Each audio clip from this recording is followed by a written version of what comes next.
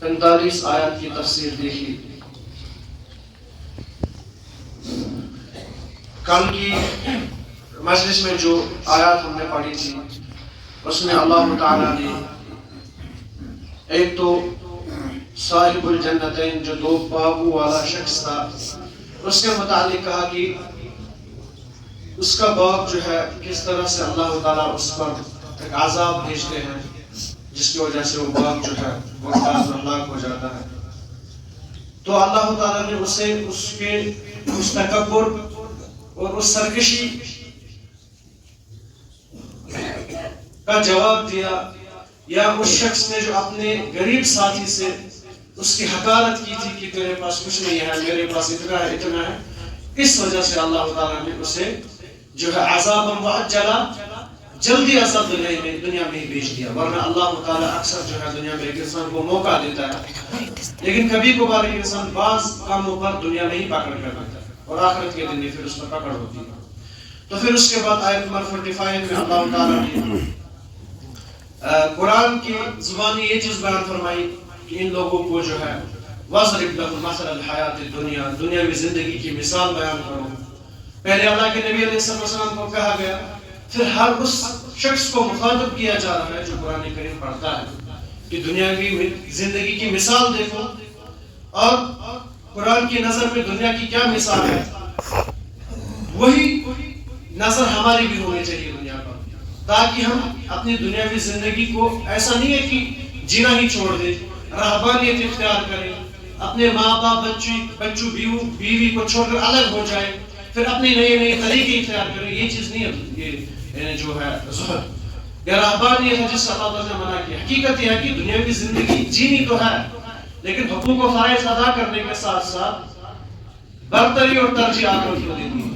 یعنی کہ انسان کبھی بھی آخرت کو اپنی دنیاوی زندگی کے لیے ضائع اور برباد نہ کرے، بلکہ ہمیشہ آخرت کو آگے رکھیں اور دنیاوی زندگی کو بعد میں.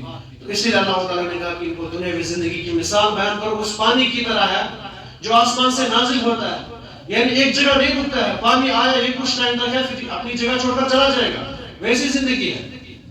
اچھا پھر جو ہے اس پانی کی وجہ سے زمین کو جو درخت ہے وہ آپس میں مل جاتے ہیں، زمین نئے پودے اگاتی ہے، ہرا بھرا رہتا ہے کچھ ٹائم تک، لیکن ایک ٹائم آتا ہے وہ باغ وہ پودے وہ درخت سارے ختم ہو جاتے ہیں اور سوکھ جاتے ہیں، اور پھر ایسا لگتا ہے جہاں جیسے یہاں پر کوئی چیز تھی ہی.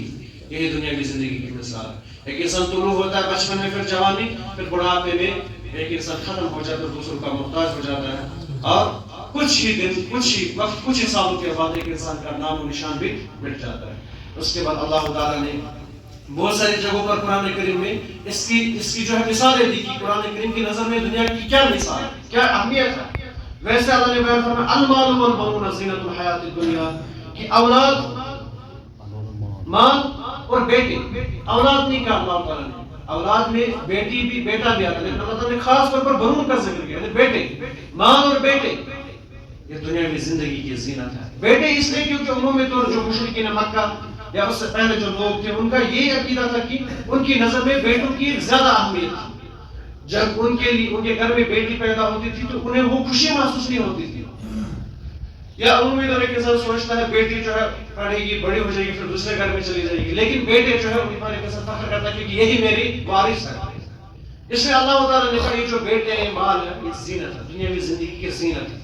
زینت اور جمال اور حسن میں فرق کیا ہے؟ ایک انسان کو خوبصورتی یا حسن جو ہوتا ہے وہ ایک انسان کو کبھی بہت پیدائشی بھی ہو سکتا ہے، لیکن زینت وقتی طور پر ہوتی ہے.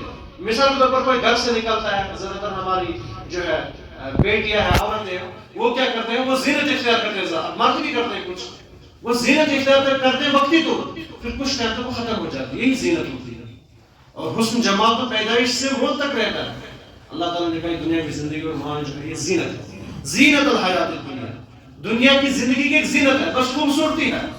والباقیات الصالحات، لیکن باقی رہنے والی چیز کیا ہے؟ صالحات ہے، نیک اعمال. اور صالحات کیا ہے؟ صالحات نماز، پانچ وقتہ نماز، روزہ، زکوٰۃ، حج اگر طاقت ہے تو، اخلاقیات، انسان کا اٹھنا بیٹھنا، انسان کا دوسروں کے ساتھ کیا معاملات ہے، کیا حقوق ہے، یہاں تک کہ ایک ذرہ اللہ تعالیٰ نے لکھ کے رکھا ہے جو اچھا ہوگا وہی صالحات میں سے. اللہ نے کہا یہ دنیاوی زندگی کی زینت ہے، باقی رہنے والی وہی چیز ہے جو نیک ہے، جو صالح عمل ہے، صالحات میں سے.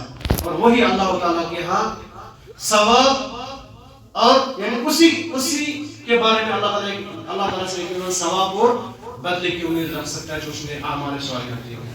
کیونکہ ایک انسان جب مرتا ہے تو اس کے ساتھ تو بہت ساری چیزیں جاتی ہیں قبر تک، لیکن باقی رہنے والی چیز ایک ہی ہوتی ہے، وہ ہوتا ہے عمل صالح جو اسے ساتھ دیتا ہے.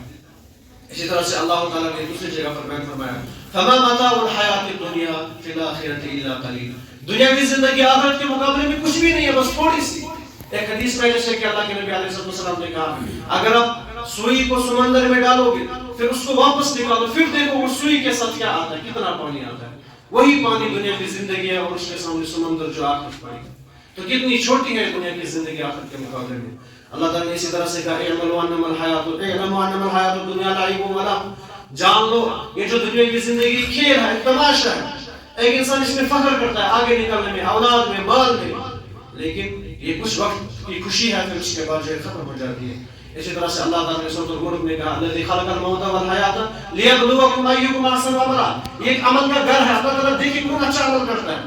اور فرمایا وما الحیات الدنیا الا لعب و لہو وللدار الاخرۃ خیر للذین یتقون. آخرت ان کے لیے بہتر گھر ہے جو تقوی اختیار کرتے ہیں، اعمال صالحہ کرتے ہیں. اور فرمایا وما اوتیتم من شیء فمتاع الحیات الدنیا وزینتها. جو تمہیں خوشی دی جا رہی ہے، جو تمہیں مال اولاد دیا ہے، یہ بس دنیاوی زندگی کی خوبصورتی ہے.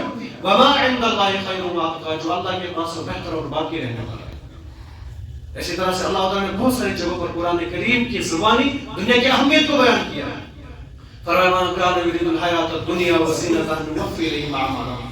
جو دنیا میں اعمال کرتا، محنت کرتا، چاہے آخرت کے اعمال کرتا، لیکن دنیا کی زندگی کے لیے، دنیا کو بہتر بنانے کے لیے اللہ تعالیٰ نے کہا ہم ان کو دنیا دے دیتے ہیں. اس میں کمی نہیں کرتے، بہت ساری دنیا دیتے ہیں، لیکن اولئک الذین لیس لهم فی الاخرۃ من خلاق.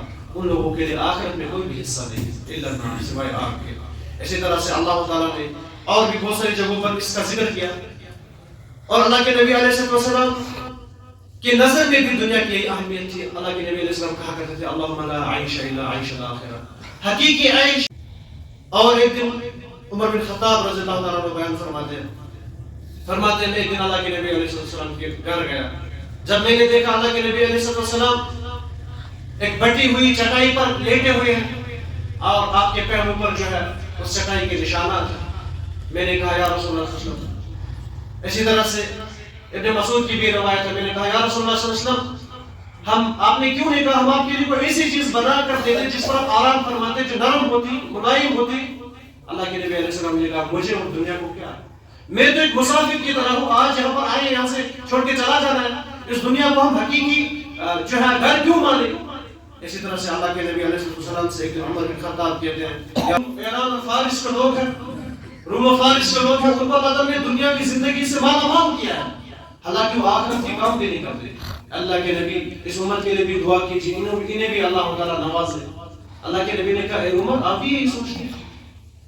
یہ تو وہ لوگ ہیں جن کو اللہ تعالیٰ نے دنیا میں ہی بدلا دے کے رکھا ہے، ہمارے لیے تو اللہ تعالیٰ نے آخرت میں بدلا رکھا ہے. اسی طرح سے اللہ کے نبی علیہ السلام صحابہ کا جو نظریہ تھا دنیا کی زندگی کے بارے میں، وہ اسے بہت ہی حقیر سمجھتے تھے، حقیر جانتے تھے، اور اس کے مقابلے میں آخرت کے لیے محنت و مشقت کرتے تھے. اسی لیے اللہ تعالیٰ نے کہا یوم نسیر الجبال وترى الارض بارزة. یہ جو اتنی بھاری بھرکم پہاڑ زمین خوبصورتی نظر آتی ہے، ایک نئے سائرہ ہم ان پہاڑوں کو چلائیں گے. پہاڑ سب سے مضبوط چیز ہمیں نظر آتی ہے، جس سے ایک گاؤں، ایک بستی، ایک شہر، ایک سٹی بستی ہے. لیکن اللہ تعالیٰ کا یہی پہاڑ چلائیں گے قیامت کے دن، اور اس دنیا کو جو ہے ایک جنگل میدان بنا دیں گے. وہ حشرناہم، پھر سارے لوگوں کو جمع کر دیں گے. فلن نغادر منہم احدا، اور کسی کو بھی نہیں چھوڑیں گے. تو انشاءاللہ ہم باقی کی تفسیر کل کے مجلس میں دیں گے. اللہ تعالیٰ سے دعا کہ اللہ تعالیٰ عمل صالح کرنے کی توفیق دے اور قرآن کریم کو سمجھنے اور اس پر عمل کرنے کی توفیق دے. اقول قولی ھذا استغفر اللہ لی ولکم ولسائر المشرکین.